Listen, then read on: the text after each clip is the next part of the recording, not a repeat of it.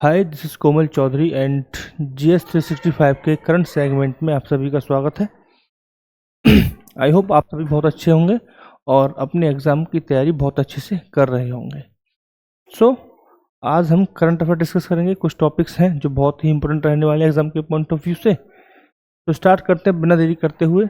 और जो लोग चैनल पर नए हैं उन सभी से रिक्वेस्ट है कि चैनल को सब्सक्राइब कर लीजिएगा ताकि आपको ऐसे इन्फॉर्मेटिव वीडियोस मिलते रहें। स्टार्ट करते हैं आज का सेशन। ठीक है, तो ये हमारा चैनल है जो दिख रहा है आपको। तो फर्स्ट न्यूज़ है हमारी, India launches first academic industry CTO test bed cluster for cement. यानी कि भारत ने सीमेंट के लिए पहला कौन सा फर्स्ट एकेडमिक इंडस्ट्री के रूप में, अकादमिक उद्योग के रूप में टेस्ट बेड क्लस्टर लॉन्च किया है। न्यूज़ ये है। ठीक, इसका मिस्टेटिक पार्ट अगर जाने, पहला तो इम्पोर्टेंट क्या है कि फर्स्ट लॉन्च हुआ है, पहला लॉन्च किया गया है। ठीक है, एकेडमिक इंडस्ट्री। ठीक है, CCO क्या होता है? CCO क्या होता है? CCO नहीं, CCU, ये CCU है। ठीक है, ये होता है कार्बन कैप्चर यूनिट। ठीक है, तो नाम से कंफ्यूज नहीं होना है, नाम सिंपल है, कार्बन कैप्चर यूनिट। ठीक है, तो भारत ने सीमेंट उद्योग के लिए पहला एकेडमिक रूप में एक CCU test bed cluster launch किया है। मुझे बताइए कि किस विभाग के अंतर्गत इसे लॉन्च किया गया है, इसे किस विभाग के अंतर्गत लॉन्च किया गया है? तो अगर मैं बताना चाहूँ तो विज्ञान एवं प्रौद्योगिकी विभाग। किस विभाग के अंतर्गत? विज्ञान एवं प्रौद्योगिकी विभाग के अंतर्गत इसे लॉन्च किया गया है। ठीक है, इसे क्यों लॉन्च किया गया? जैसे कि मैंने आपको बताया, कार्बन कैप्चर यूनिट, यानी ये क्या करेगा, ये इंडस्ट्री में जो कार्बन उत्सर्जन होता है उससे निपटने के लिए इसे लॉन्च किया जा रहा है, लॉन्च किया गया है। ये अभी पायलट प्रोजेक्ट के रूप में है। 5 जगह क्या हुआ है, 5 जगह, कितनी जगह अभी क्या है, पायलट प्रोजेक्ट है, ये पायलट प्रोजेक्ट है। ठीक है, और इसे अभी 5 जगह यूज किया जाएगा पहले। ठीक है, 5 जगह कौन सी होंगी? जैसे कि बल्लभगढ़ हो गया, IIT कानपुर और JSW सीमेंट मिलके एक यूनिट है। ठीक है, ऐसे IIT बॉम्बे और डालमिया सीमेंट है। ऐसे CSIR IIP तिरुपति है और वहाँ पे JSW सीमेंट है। इसी तरीके से एक और है IIT मद्रास, और वहाँ पे क्या है, अल्ट्राटेक सीमेंट के साथ मिलके यूनिट ओपन की जाएंगी। ठीक है, तो समझने की चीज़ क्या है कि ये पहला क्या है, विज्ञान एवं प्रौद्योगिकी विभाग के अंतर्गत लाया जा रहा है। ठीक है, फर्स्ट टाइम ऐसा हो रहा है कि सीमेंट इंडस्ट्री के लिए एकेडमिक्स के रूप में क्या यूनिट ओपन किए जा रहे हैं। ठीक है, दूसरा पॉइंट क्या है, थर्ड पॉइंट, ये PPP पब्लिक प्राइवेट पार्टनरशिप। ठीक है, पब्लिक प्राइवेट पार्टनरशिप मॉडल पर आधारित है।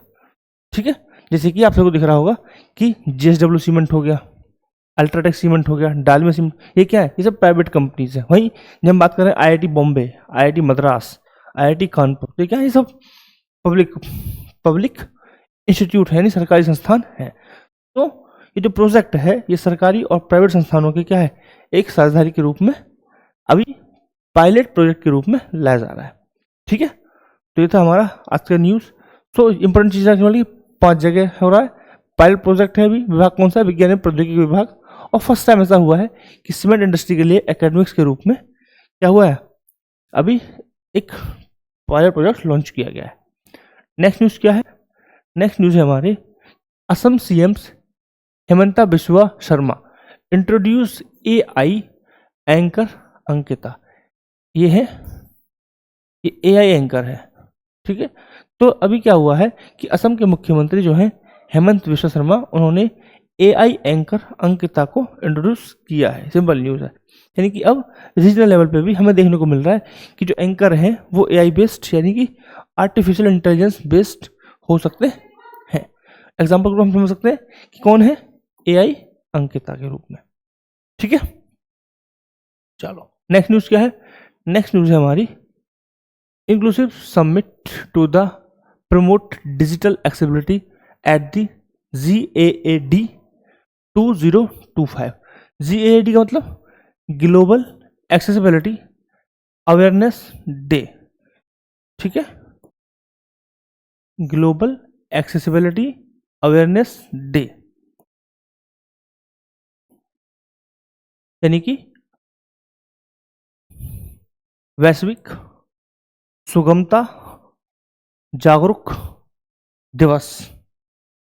थोड़ा पता है लेकिन इंग्लिश में समझ सकते हैं। इंग्लिश में क्या है, ग्लोबल एक्सेसिबिलिटी अवेयरनेस डे 2025 का सबमिट हुआ है। ठीक है, तो इसका सबमिट जो हुआ है वो सबसे इंपॉर्टेंट चीज है कि सबमिट कहाँ हुआ है, तो मेजबानी कर रहा है भारत, और दूसरा इसको किस विभाग के कौन सा विभाग है जो स्पेसिफिक इस मीटिंग को क्या कर रहा है, होस्ट कर रहा है, तो वो है दिव्यांगजन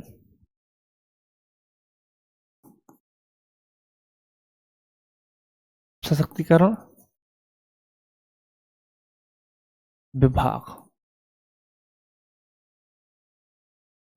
ठीक है, दिव्यांगजन सशक्तिकरण विभाग DEPWD DEP, यहाँ दिखेगा नहीं,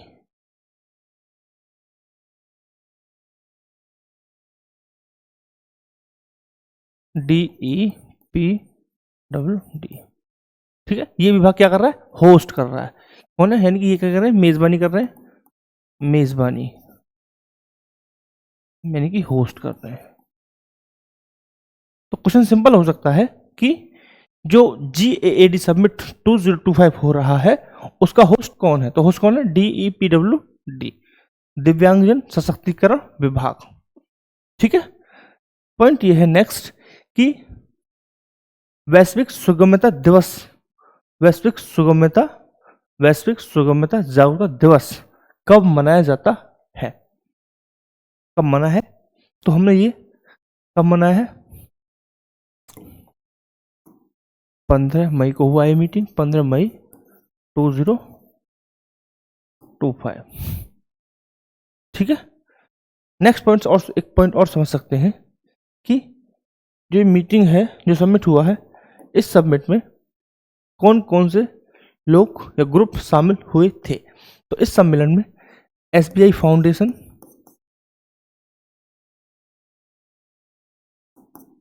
शामिल हुआ था, SBI फाउंडेशन। नेक्स्ट NAB संस्थान है। नेक्स्ट है APD, कौन है, APD। ठीक है, तो क्या समझ में आया कि दिव्यांगजन सशक्तिकरण विभाग ने मीटिंग को होस्ट किया। ये मीटिंग जो है वो कब से स्टार्ट हो रखी है, मतलब कब से इनको हमने इसे सेलिब्रेट करना स्टार्ट किया है।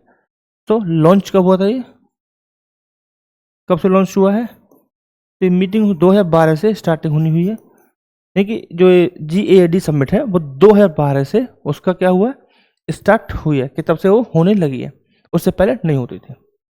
क्लियर पॉइंट, क्लियर ये पॉइंट। ठीक है, अब हमने बात की थी कि भारत होस्ट कर रहा है, तो कहां पे हो रही है, न्यू दिल्ली में। नेक्स्ट पॉइंट बताइए, कहां पे हो रही है, इंडिया इंटरनेशनल सेंटर, कहां पे हो रही है, इंडिया इंटरनेशनल सेंटर। तो यहां देता हूं इंडिया इंटरनेशनल सेंटर में हो रही है। ठीक है, तो पॉइंट क्लियर है। चलो नेक्स्ट न्यूज है हमारा, Gujarat CM launched digital anti crime portal. यानी कि गुजरात के मुख्यमंत्री, कौन है गुजरात के मुख्यमंत्री, पॉइंट क्या, पॉइंट पहले बताओ, गुजरात के मुख्यमंत्री कौन है, CM कौन है, भूपेंद्र बघेल, सिंपल भाई, भूपेंद्र बघेल।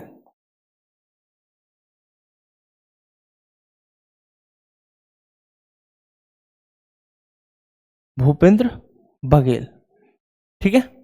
इन्होंने क्या किया है, इन्होंने digital anti crime portal launch किया है, डिजिटल अपराध विरोधी पोर्टल लॉन्च किया है।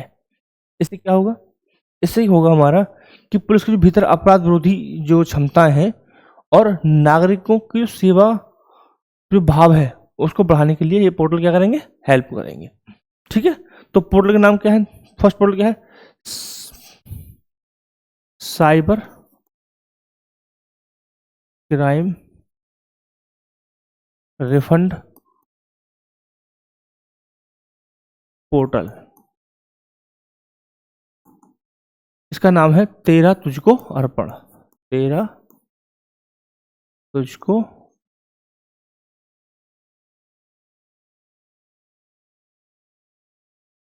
ठीक है। तो फर्स्ट पोर्टल जब हम बात कर रहे हैं तो फर्स्ट पोर्टल किससे संबंधित है, साइबर क्राइम रिफंड से संबंधित है और इसका नाम क्या है, तेरा तुझको अर्पण। Clear point. नेक्स्ट पोर्टल है हमारा, दूसरा जो पोर्टल लॉन्च किया है वो है आई प्रगति। क्या है, आई प्रगति।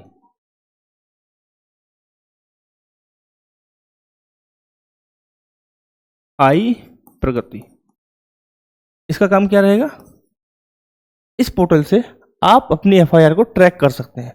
जो एफआईआर है उसे ट्रैक कर सकते हैं, क्या कर सकते हैं, ट्रैक कर सकते हैं, ठीक है। ट्रैक कैसे कर सकते हैं, सिंपल एसएमएस के द्वारा आपको अपडेट किया जाएगा, bye SMS, bye SMS update किया जाएगा,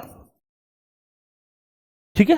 तो हमने बात की, जैसे कि दो पोर्टल की हमने बात की कि अभी हाल ही में गुजरात के मुख्यमंत्री श्री भूपेंद्र बघेल ने डिजिटल अपराध विरोधी पोर्टल लॉन्च किए, ठीक है। फर्स्ट क्या था, फर्स्ट है साइबर क्राइम रिफंड पोर्टल, जिसका क्या है नाम, तेरा तुझको अर्पण।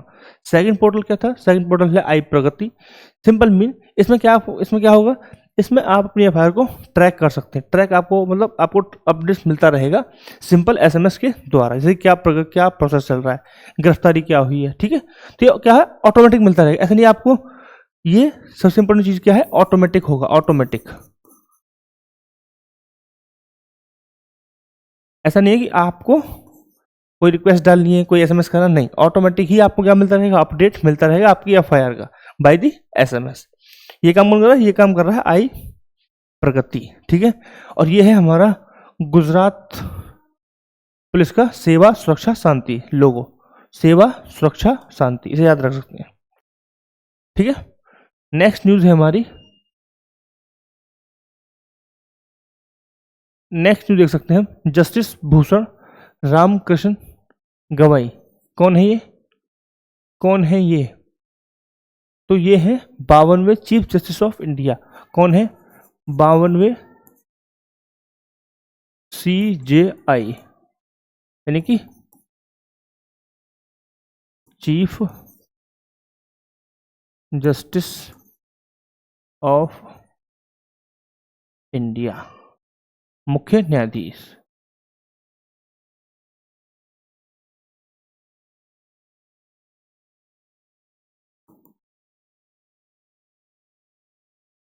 ठीक है। इन्होंने अभी 52वें न्यायाधीश के रूप में शपथ ली है। क्लियर पॉइंट है। इनके बारे में फैक्ट ये है, ये पहले बौद्ध हैं, पहले बौद्ध हैं जिन्होंने जो क्या है सर्वोच्च न्यायालय के मुख्य न्यायाधीश के रूप में कार्य करेंगे, पहले बौद्ध,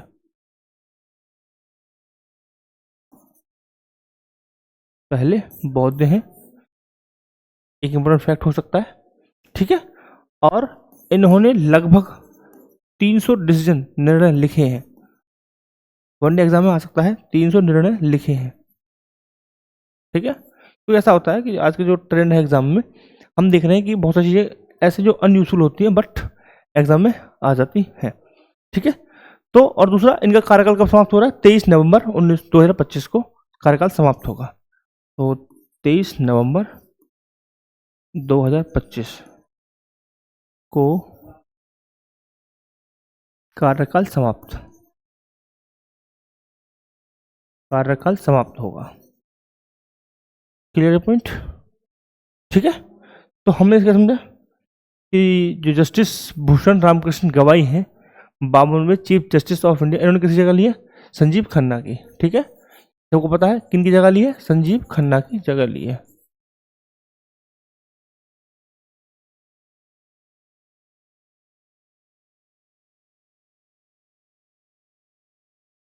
ठीक है, तो ये पहले बौद्ध थे, एक फैक्ट हो सकता है। ठीक है, नेक्स्ट हमारा है, नेक्स्ट न्यूज है नेशनल डेंगू दिवस। नेशनल डेंगू दिवस कब मनाया जाता है? 16 दिसंबर में मनाया जाता है। ठीक, कौन मना रहा है? स्वास्थ्य एवं परिवार कल्याण मंत्रालय के द्वारा जो इंसिडेंट है उनको फोकस करने के लिए, ठीक है, ये मनाया जा रहा है। तो कौन मना रहा है? स्वास्थ्य एवं परिवार कल्याण मंत्रालय।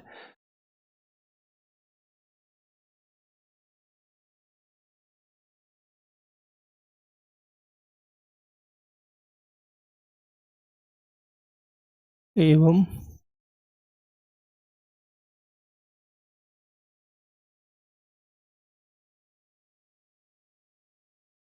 मंत्रालय द्वारा, यानी कौन बनाएगा? स्वास्थ्य परिवार एवं कल्याण मंत्रालय। स्वास्थ्य एवं कल्याण परिवार मंत्रालय। ठीक है, यहाँ पे भी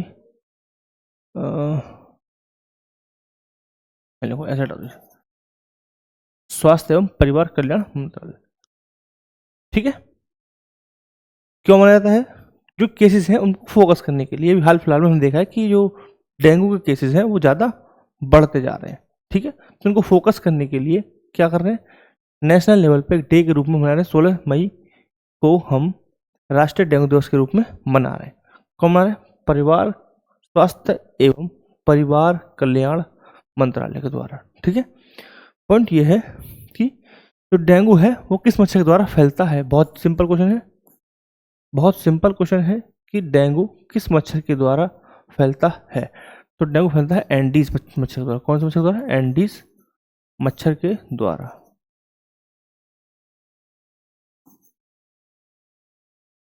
ठीक है, आई होप आप सभी को पता होगा कि सिर्फ मादा मच्छर के काटने से ही क्या होता है? डेंगू होता है। केवल मादा मच्छर के काटने से, केवल मादा मच्छर के काटने से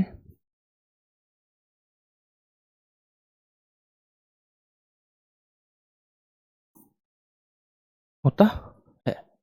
ठीक है, दूसरा एक पॉइंट और, नेक्स्ट पॉइंट आइए कि जो इनका प्रजनन होता है, किनका?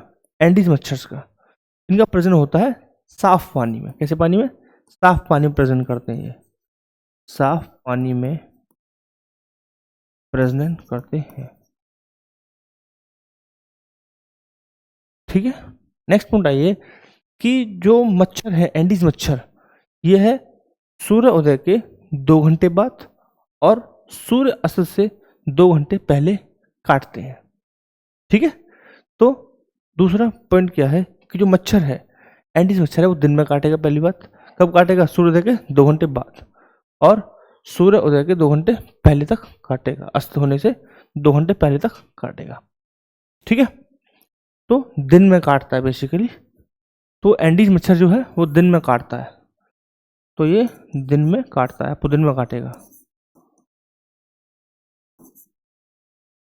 तो ये दिन में काटेगा, कब काटेगा? सूर्यास्त होने के 2 घंटे, सॉरी, सूर्य उदय होने के 2 घंटे बाद और अस्त होने से 2 घंटे पहले तक काटेगा। ठीक है, चलो नेक्स्ट न्यूज क्या है? नेक्स्ट न्यूज है हमारी, इंडिया LFR डाटा रिलीज किया गया है। LFR द्वारा डाटा रिलीज किया हो गया है, लेबर फोर्स पार्टिसिपेशन रेशियो। ठीक है, labour force participation ratio launch किया गया है, किसके द्वारा? कौन लॉन्च करता है, पहले तो बताइए, बताओ। सबसे पहले इस डाटा को लॉन्च कौन करता है? सांख्यिकी एवं कार्यक्रम कार्यान्वयन मंत्रालय। सांख्यिकी एवं कार्यान्वयन मंत्रालय।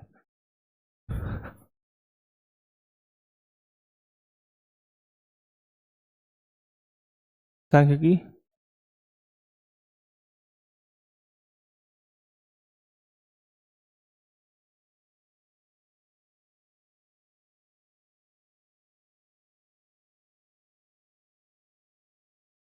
सांख्यिकी एवं कार्यान्वयन कार्यक्रम कार्यान्वयन मंत्रालय। ठीक है, शॉर्ट में लिख सकते हैं MOSPI। ठीक है, लिख सकते हैं। इन्होंने एक डाटा रिलीज किया जिसमें कहा गया कि जो भारत का LFPR है, ठीक है, LFPR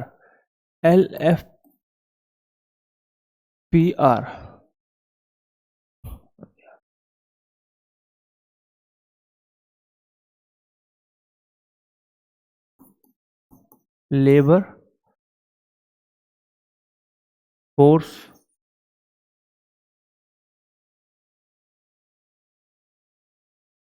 पार्टिसिपेशन रेशियो।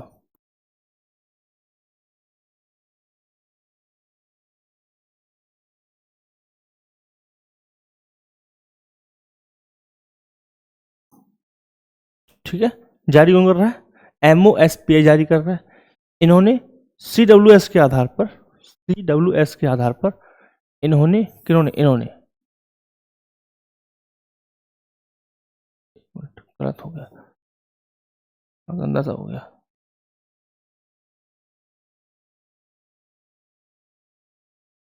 इन्होंने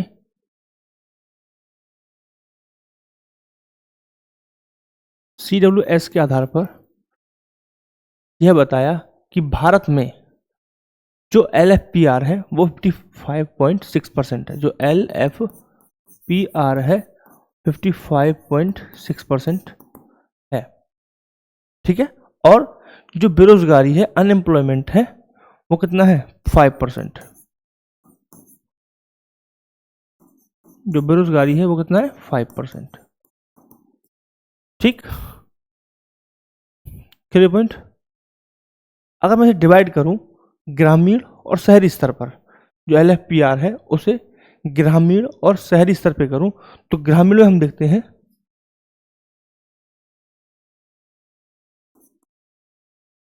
ग्रामीण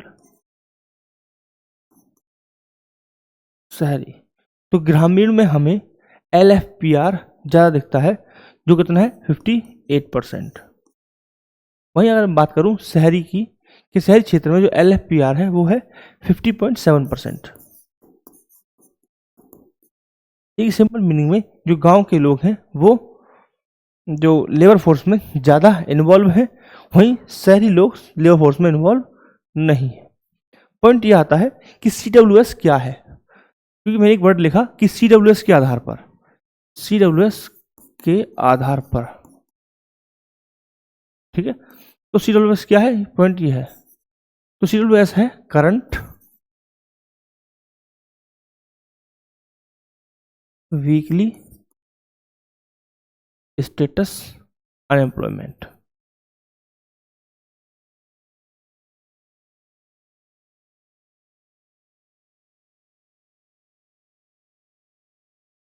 ठीक है, इसमें क्या होता है? इसमें क्या होता है? सिंपल, इसमें होता है कि एक सप्ते में किसी भी व्यक्ति को, एक सप्ते में यानी पूरे वीक में, किसी 7 दिनों में, एक दिन के अंदर, मतलब 7 दिनों के किसी भी एक दिन में एक, कम से कम 1 घंटा उसने काम किया हो, यानी कि एक सप्ताह में, एक सप्ताह के किसी दिन, एक सप्ताह के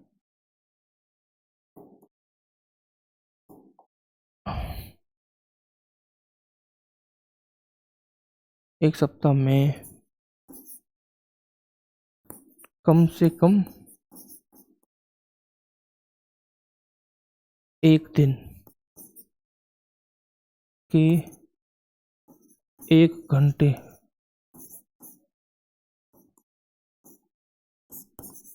काम किया गया है। ठीक है साहब, तो पॉइंट समझने की बात है कि इनका ये कहना है कि अगर किसी व्यक्ति ने एक सप्ताह में, ध्यान से सुन लो सिलेबस क्या होता है, कि किसी व्यक्ति ने एक सप्ताह में एक दिन, ठीक है, यानी कि मंडे टू संडे, और किसी भी दिन, उस दिन में भी 1 घंटे अगर काम किया है तो वो रोजगार माना जाएगा, उसे बेरोजगार नहीं माना जाएगा। मतलब इतनी खराब स्थिति को जो दिखा रहा है, उसमें भी 5% लोग बेरोजगार हैं। ठीक है, यानी कि बहुत खराब स्थिति को दिखाता है, और जिसमें भी हमें ये दिख रहा है कि ये बहुत ज़्यादा एक बड़ा नंबर दिख रहा है, 5%, जो एक बड़ी आबादी का 5% है। तो जो जब नंबर निकालें तो बहुत बड़ा नंबर देखने को हमें मिलेगा। ठीक, क्लियर पॉइंट। मेरा एक क्वेश्चन है, आप गूगल कीजिए, कहीं से भी कीजिए, मेरे को नहीं पता, लेकिन आप जरूर पढ़ेंगे। एक होता है लेबर वेलफेयर फंड, क्योंकि तो बात हम कर रहे हैं लेबर पार्टी फोर्स की, तो हमें पता होना चाहिए एल लेबर वेलफेयर फंड ये क्या है। इससे जुड़ी चीजें आप गूगल से सर्च करेंगे। ठीक है, क्लियर पॉइंट। अब आते हैं नेक्स्ट न्यूज की तरफ। तो नेक्स्ट न्यूज क्या है हमारी? नेक्स्ट न्यूज हमारा वर्ल्ड फूड प्राइज, यानी कि विश्व खाद्य पुरस्कार। ये किसे मिला है? ये मिला है मैंग्रीला हंगरिया को मिला है। ठीक है, एक वन लाइन का क्वेश्चन तैयार है। ठीक है, डायरेक्ट क्वेश्चन ये आ जाता है एग्जाम में कि निम्नलिखित में से ये पुरस्कार किनको मिला है, यानी निम्नलिखित में से विश्व खाद्य पुरस्कार किनको मिला है, point A B C D, और सिंपल आप मार्क करेंगे। ठीक है, लेकिन हम उससे आगे बढ़ेंगे, कि क्यों मिला है। क्यों इनको इसलिए मिला है क्योंकि इन्होंने कम रसायनों से, यानी कम केमिकल्स के साथ अधिक खाद्यान्न उपजाया है। ठीक है, क्लियर पॉइंट। क्लियर ये पॉइंट क्यों मिला है?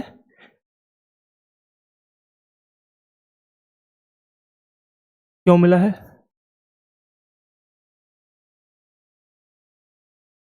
कम रसायनों से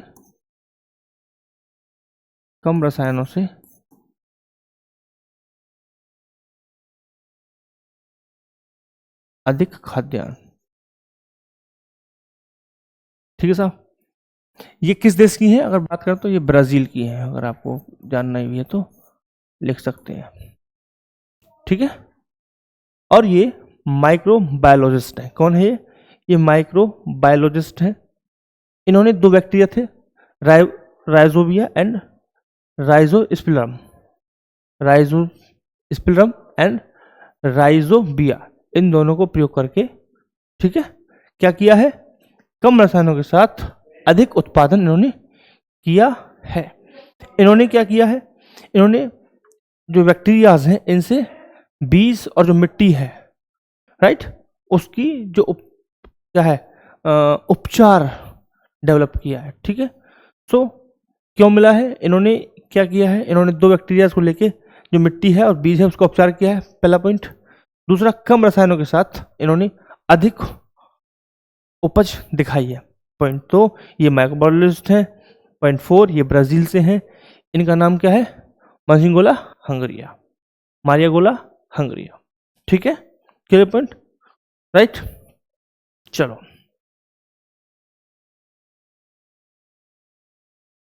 नेक्स्ट पॉइंट क्या है? नेक्स्ट हमारा है इंटरनेशनल डे ऑफ लाइट। कब मनाया जाता है? 16 मई को मनाया जाता है। क्यों मनाया जाता है? इस दिन क्या हुआ था? इस दिन थियोडोर मैनन द्वारा 1960 में पहली बार लेजर सर्जरी का सफल परीक्षण किया था। थियोडोर मैनन कौन है पर्सन? थियोडोर मैनन। इन्होंने क्या किया था इस दिन? इन्होंने 1960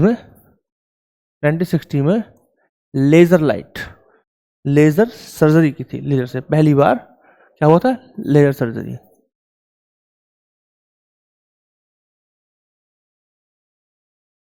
सफल थी वो भी, सफल लेजर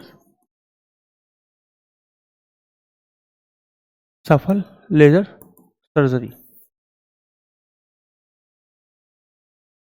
ठीक है, पहली सफल लेजर सर्जरी की थी। नेक्स्ट पॉइंट क्या है, हमने 16 मई 2018 को पहला अंतर्राष्ट्रीय प्रकाश दिवस मनाया था। 16 मई 2018 को क्या मनाया है, पहला अंतर्राष्ट्रीय प्रकाश दिवस। पहला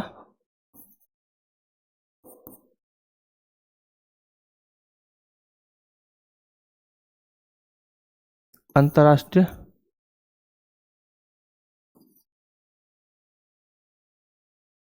प्रकाश दिवस मनाया है। ठीक है, अपन क्लियर है पॉइंट।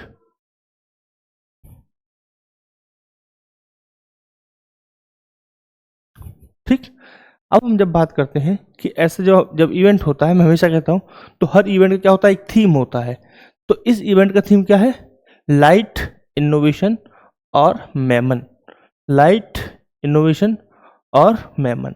तो विषय क्या है इस थीम, इस मीटिंग का, इस इवेंट का, लाइट,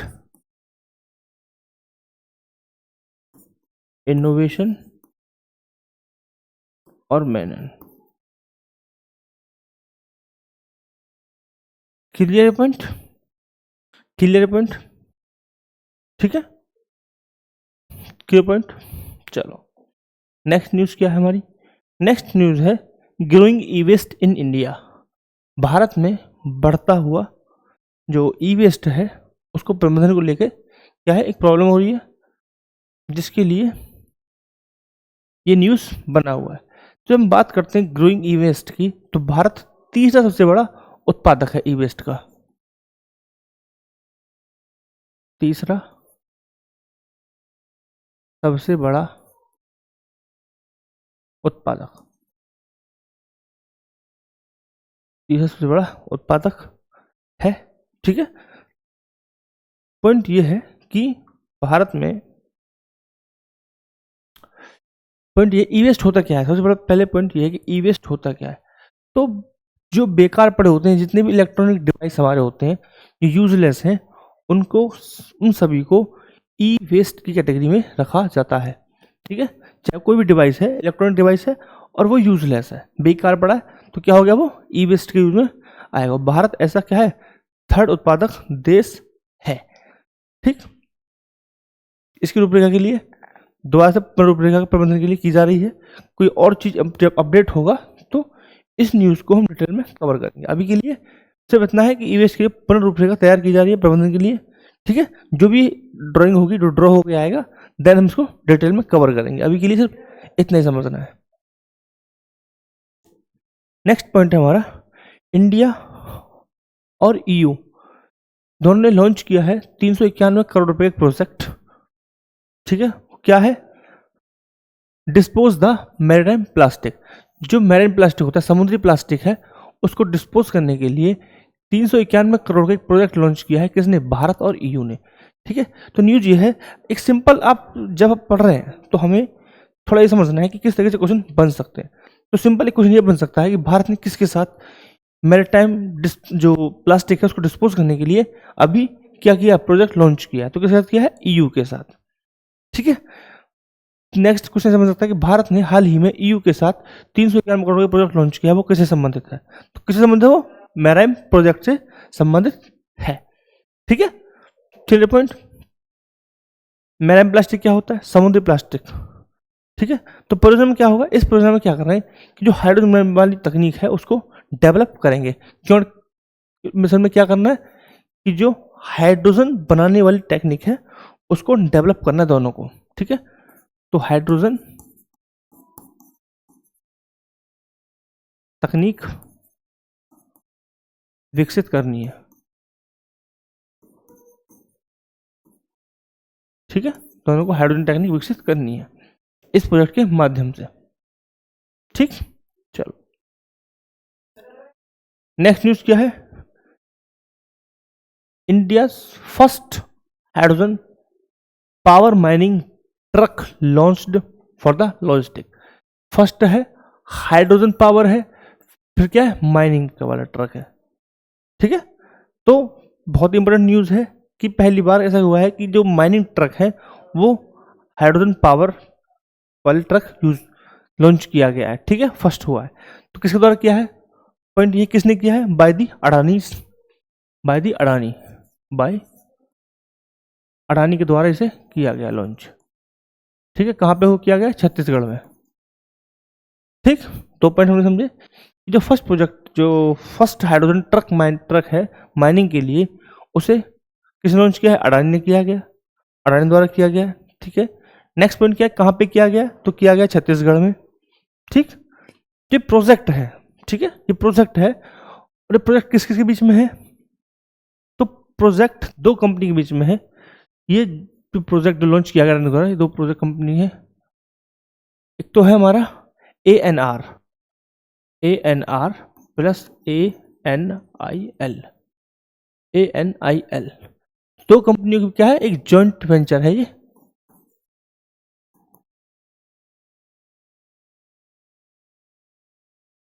क्या है, एक जॉइंट वेंचर है, अडानी नेचुरल रिसोर्सेस, ठीक है। तो ये इसे लिख सकते हैं हम अडानी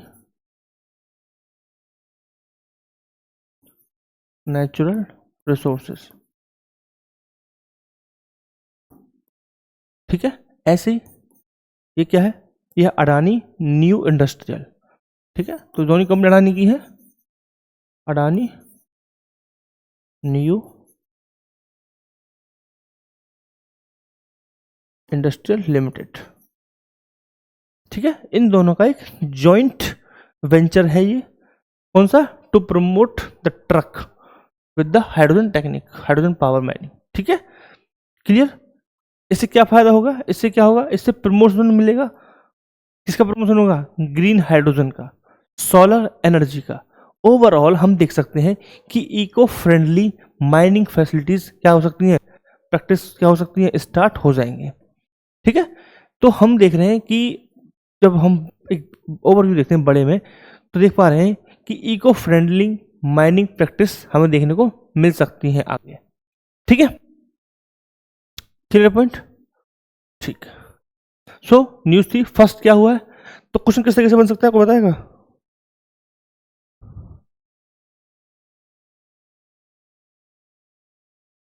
क्वेश्चन को बताएगा मेरे किस तरीके से बन सकता है, कि जो फर्स्ट हाइड्रोजन पावर प्रोजेक्ट है, हाइड्रोजन जो ट्रक है, वो किसके द्वारा लॉन्च किया गया है, तो अडानी के द्वारा किया गया है। कहाँ पे किया गया है, छत्तीसगढ़ में किया गया है। किन दो कंपनी के बीच करार है, कौन किन दो कंपनी का जॉइंट वेंचर है, तो ANR के बीच में और ANIL के बीच में, ठीक है। नेक्स्ट न्यूज है, government approve 370 crore 37 crore semi conductor unit. सरकार ने क्या किया है हाल ही में, सेमी कंडक्टर यूनिट के लिए 3700 करोड़ रुपए की क्या है, एक यूनिट के लिए अप्रूव दे दिया। कहाँ पे हो रहा है ये हो रहा है नियर जेवर एयरपोर्ट। कहाँ पे लगेगी, नियर जेवर एयरपोर्ट पे लगेगी यूनिट सेमी कंडक्टर। और ये जो है जो बनाई गई है वो सेमी कंडक्टर मिशन के अकॉर्डिंग बनाया गया, किसके, सेमी कंडक्टर मिशन,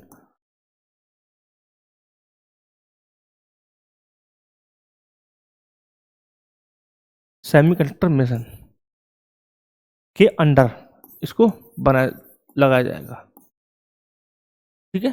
पॉइंट ये है, नेक्स्ट पॉइंट मैं आ रहा हूं कि सेमीकंडक्टर जो मिशन है वो कब लॉन्च किया गया था, तो ये मिशन लॉन्च किया गया था 2022 में।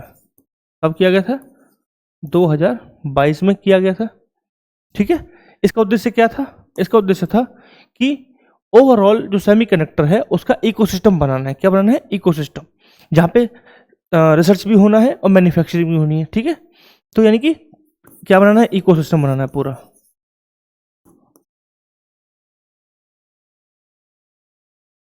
ठीक है। इकोसिस्टम में से यानी कि रिसर्च भी होनी है, किस तरीके से बनाना है, नया क्या हो सकता है, ठीक है, डेवलपमेंट भी करना है, साथ में मैन्युफैक्चरिंग यूनिट भी लगानी है। तो ये जो जो प्रोजेक्ट है, ये वाला प्रोजेक्ट, ये किन कंपनियों के बीच में है, तो ये दो कंपनियां हैं, HCL प्लस फॉक्सकॉन, ठीक है। तो दो कंपनियों के बीच का जॉइंट वेंचर है, ठीक है। दो कंपनियों के बीच का जॉइंट वेंचर है ये, जो कहाँ लग रहा है, जेवर एयरपोर्ट के पास लग रहा है, HCL एंड फॉक्सकॉन का। ठीक है, क्लियर पॉइंट। तो अभी हाल ही में सरकार ने 37 करोड़ के यूनिट के लिए अप्रूव में दे दिया है। कहाँ पे लग रहा है, नियर जेवर एयरपोर्ट पे लग रहा है। जॉइंट वेंचर है किसका, HCL फॉक्सकॉन का। ठीक है, ये किसके अंदर, ये सेमीकंडक्टर मिशन के अंतर्गत क्या लगाया जा रहा है। सेमीकंडक्टर मिशन कब लॉन्च किया गया था, 2022 में किया गया था। सेमीकंडक्टर मिशन का उद्देश्य क्या था, टू बिल्ड इकोसिस्टम, यानी कि इकोसिस्टम बनाना है किसका, सेमीकंडक्टर्स का। ठीक है, नेक्स्ट न्यूज क्या है, Maharashtra makes use of AI sand mandatory in the government construction. यानी क्या हुआ है, हाल ही में महाराष्ट्र सरकार ने जो गवर्नमेंट प्रोजेक्ट हैं, गवर्नमेंट कंस्ट्रक्शन है, सेमी गवर्नमेंट कंस्ट्रक्शन है, उसमें भी क्या करना है, यूज करने के लिए बोल दिया है, मैंडेटरी कर दिया है एम सैंड का, यानी कि आर्टिफिशियल वेस्ट जो बनेगा उस सैंड को यूज करना है। इससे क्या होगा, इससे जो डिपेंडेंसी है हमारी, जो रिवर सैंड होता है जिसका हम यूज करते हैं कंस्ट्रक्शन में, उस पर क्या होगा, डिपेंडेंसी कम हो जाएगी। ओवरऑल जब हम देखेंगे तो इससे क्या होगा, इससे हमें एनवायरमेंट सस्टेनेबल डेवलपमेंट का जो हमारा टारगेट है उसको हम अचीव करने की तरफ बढ़ सकते हैं। ठीक है, तो न्यूज़ क्या थी, तो ऐसा करने वाला कौन सा स्टेट है, ये महाराष्ट्र है। तो सिंपल क्वेश्चन ऐसा आ सकता है कि किस राज्य ने हाल ही में AI बेस्ड सैंड को मैंडेटरी कर दिया है गवर्नमेंट प्रोजेक्ट में, तो कौन सा करेगा, महाराष्ट्र। ठीक है, इस तरीके से आप थोड़ा सोच भी सकते हैं कि इस तरीके से क्वेश्चन बनेंगे, राइट। तो अगर मैं बात करूं, जो महाराष्ट्र है उसकी कैपिटल क्या है, बताइए कोई कैपिटल, बहुत सिंपल, मुंबई, राइट। CM कौन है, देवेंद्र फडणवीस, तीसरी बार बने ये, राइट। अगर बात करूं डिप्टी CM कौन है, एकनाथ शिंदे और अजित पवार, एंड गवर्नर कौन है, गवर्नर है CP राधाकृष्णन। अभी रिसेंट ही चुनाव हुए हैं, कुछ टाइम पहले, ज़्यादा टाइम नहीं हुआ है। ठीक है, तो जो चुनाव में जो इलेक्शन हुए हैं वो हाईलाइटेड हैं, जिसकी वजह से आप क्या है, एग्जाम के पॉइंट ऑफ व्यू से इंपोर्टेंस बढ़ जाती है। नेक्स्ट हमारा क्वेश्चन है कि नेक्स्ट है NLC India and IREL joins hand for the critical minerals, यानी क्रिटिकल मिनरल्स के लिए जो NLC इंडिया है और IREL ने दोनों ने क्या कर लिया है, एक क्या किया है, कॉन्ट्रैक्ट किया है।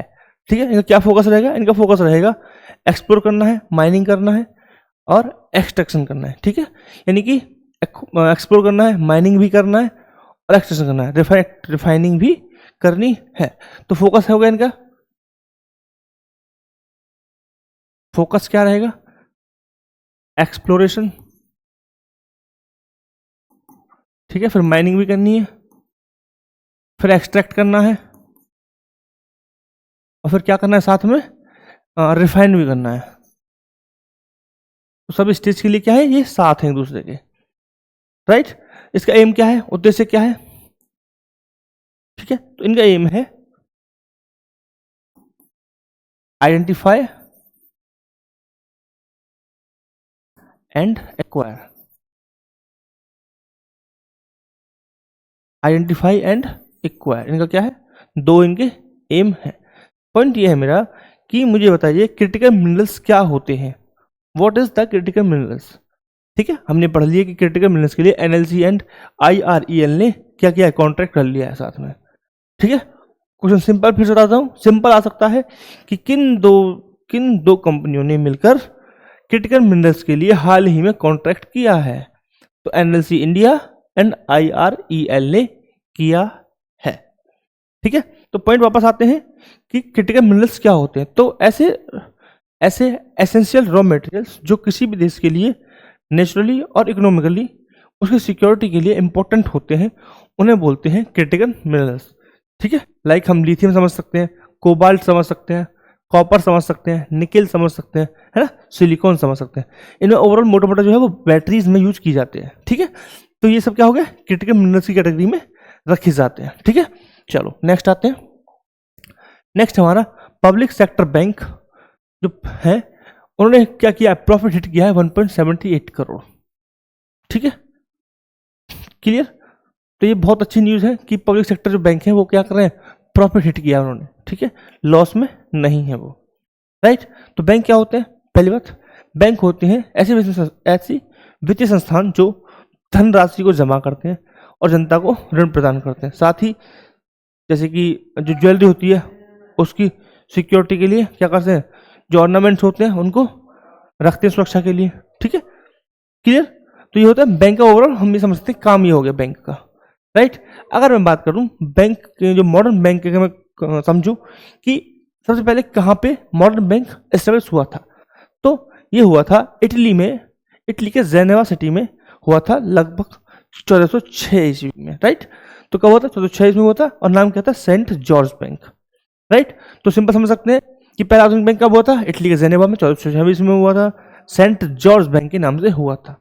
ठीक है, और बैंक के डिटेल में नहीं जाएंगे क्योंकि बैंक डिटेल में जाएंगे तो एक प्रॉपर चैप्टर और एक प्रॉपर लेक्चर लगता है बैंकिंग समझने के लिए। ठीक है, बैंक कितने टाइप हो गए, बैंक क्या है, बैंक के टाइप हो गए, खाते आते हैं, फिर खाते के प्रकार होते हैं। ठीक है, कब कब बैंक बने, फिर नेशनलाइजेशन कब हुआ, ठीक है, फिर संकट जो आए थे उनको देखेंगे। तो क्या प्रॉपर एक लेक्चर लग जाता है। ठीक है, तो हम यहाँ पे कवर नहीं कर रहे हैं। ठीक है, नेक्स्ट न्यूज है हमारा, Bhutan launched nation wide crypto currency tourism payment system. ठीक, तो फर्स्ट कंट्री है, पहली बात तो लिख रहे हैं, ये भूटान क्या है, भूटान फर्स्ट कंट्री है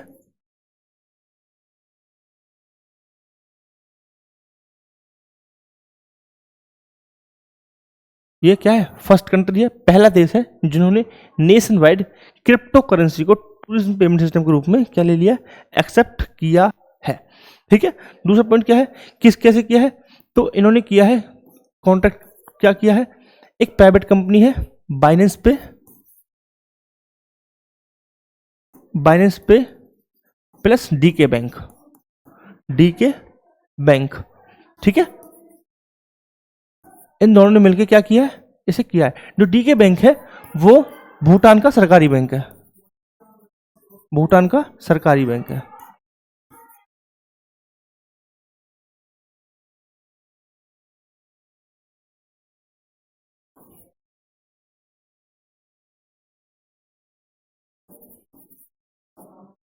भूटान का सरकारी बैंक है, स्टेट ओन करता है। ठीक है, अब क्या कर सकते, टूरिज्म पे के रूप में इन्होंने क्या कर दिया, अलाउ कर दिया है टूरिज्म पे के रूप में, टूरिस्ट पेमेंट के रूप में। तो क्या क्या कर सकते हैं वो यूज, वो वीजा फीस दे सकते हैं।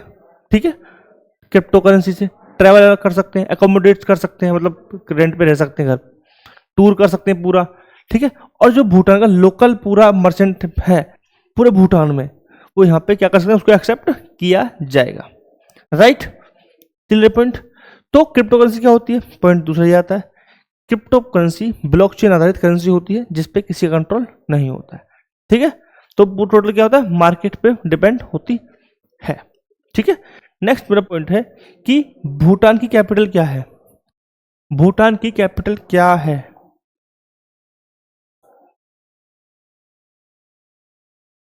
कैपिटल क्या है, थिम्पू।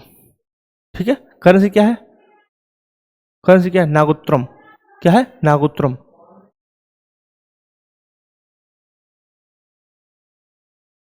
नागोत्रम, राइट। अगर बात करूं मैं कि पीएम कौन है, तिशंगो तोबे, तो तशेरिंग तोबे, तशेरिंग तोबगे, तशेरिंग तोबगे। तो पीएम कौन है, तशेरिंग तोबे, ये पीएम है।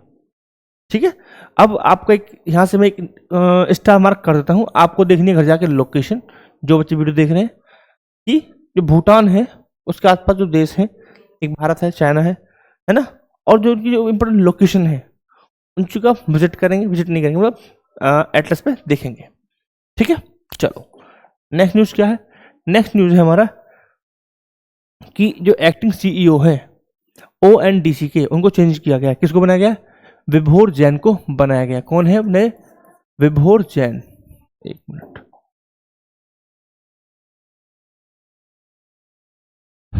विभोर जैन को बनाया गया है। ठीक है, विभोर जैन है अब ओएनडीसी के एक्टिंग सीईओ, राइट। पॉइंट ये है कि ओएनडीसी क्या है, next point, open network for digital commerce, ONDC, open network for digital commerce. ठीक है, इसे कब लॉन्च किया गया था? इसे लॉन्च किया गया है, इसे बनाया गया है 2021 में, इसको स्थापना की गई है। ठीक है, 2021 में। इसकी स्थापना किस डिपार्टमेंट के अंतर्गत की गई है? DIPIT। ठीक है, किसके अंतर्गत की गई है? Under DIPIIT। सॉरी, गलत लिख दिया मैंने। हाँ, इसे हटाऊंगा ना, तो करेक्ट है हमारा DPIIT। हाँ, DPIIT, department of promotion of industries and internal trade. ठीक है, department of promotion of industry and internal trade. ठीक है, इसके अंदर इसको क्या किया गया? स्थापित किया गया है।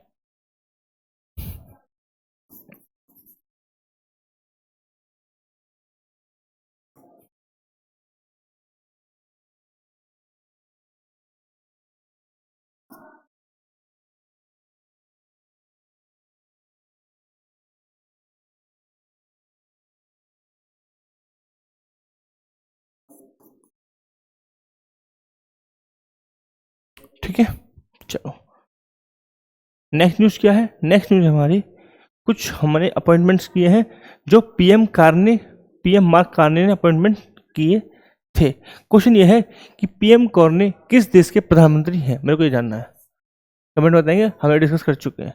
तो इन्होंने अनिता आनंद को फॉरेन मिनिस्टर के रूप में अपॉइंट किया है, मनिंदर सिंधु को मिनिस्टर ऑफ इंटरनेशनल ट्रेड के रूप में अपॉइंट किया गया है, और रूपी सहोता को किया गया है कॉम्बैटिंग क्राइम के रूप में, और रणदीप सराय को किया गया है इंटरनेशनल डेवलपमेंट के रूप में इन्होंने अपॉइंट किया है। ये भारत मूल के लोग हैं, तो इसलिए इनको क्या किया? हाईलाइट किया गया है। ठीक है, चलो नेक्स्ट अपॉइंटमेंट है हमारे, जो नेक्स्ट अपॉइंटमेंट है, कुछ मैं अपॉइंटमेंट इसलिए लेके आया हूँ ताकि जो चीज़ें करंट में हैं, छोटी छोटी चीज़ें भी, क्योंकि अब मैंने एक चीज़ देखी है, नोटिस कर रहा हूँ मैं एग्जाम्स में, कि बहुत बारीक चीज़ें भी पूछी जा रही हैं। जिन चीज़ों को यूजलेस कहते हैं ना हम, कि प्राइवेट कंपनी का सीईओ क्यों नहीं हो रहा, तो उससे क्या फर्क पड़ रहा है, लेकिन वो थोड़ा भी अगर फर्क डाल रहे हैं तो वो क्या है? इंपॉर्टेंट है। अब वो एग्जाम में आ रहा है, तो अब हम छोड़ नहीं सकते बहुत छोटी चीज़ों को भी, इसलिए मैं बहुत छोटी चीज़ों को भी क्या कर रहा हूँ, आपके साथ शेयर कर रहा हूँ, ताकि आप जब एग्जाम में हो तो आपको चीज़ दिखें कि हमने पढ़ रखा है पहले से। ठीक है, तो कुहू फाइनेंस के सीएफओ कौन बने हैं? विनीत महाजन बने हैं। CEO of Home Credit card India Vivek Singh को बनाया गया है। Deputy CFO of Industrial Bank Santosh Kumar को बनाया गया है। Vice president of investment solution at the AIIB Ajay Bhushan को बनाया गया है। Chairperson of the PFRDA Subramaniam Raman को बनाया गया है। ठीक है, क्लियर पॉइंट।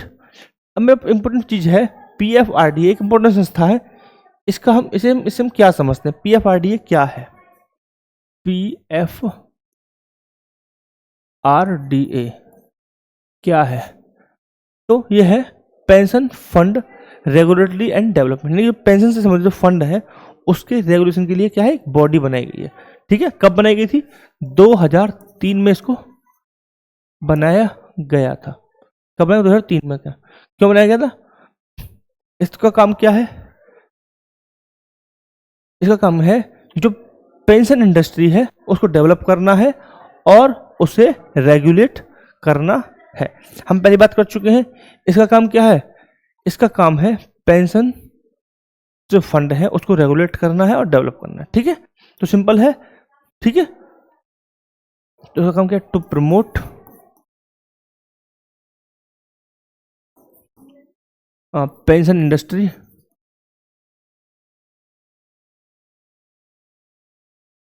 And regulation. ठीक है, तो ये था हमारा आज का सेशन। ठीक है, सो आई होप आप सभी को लेक्चर बहुत पसंद आ रहा होगा। जिन लोगों को लेक्चर पसंद आया, आई होप कि इसको शेयर कीजिए और और लोगों तक पहुंचाइए ताकि ऐसी इन्फॉर्मेटिव वीडियोस उनको मिलती रहें, क्योंकि मैं अपनी वीडियोस में बहुत सारी चीज़ें कवर करता हूँ, छोटी से छोटी चीज़ें। पॉइंट 2 कि मैं अपने जीएस के साथ साथ स्टैटिक पार्ट भी कवर करता हूँ, जो मुझे नहीं लगता है कि कोई जल्दी से चीज़ें कवर करता हो। ठीक है, सिर्फ हेडलाइन पढ़ेंगे, न्यूज़ बता देंगे, काम खत्म, ऐसा नहीं है। ठीक है, इसलिए मेरे लेक्चर की लेंथ थोड़ी सी बड़ी हो जाती है, उसके लिए आई एम सॉरी, बट आप धैर्यपूर्वक देखिए, चीज़ें आपको बहुत पसंद आएंगी। Thank you very much.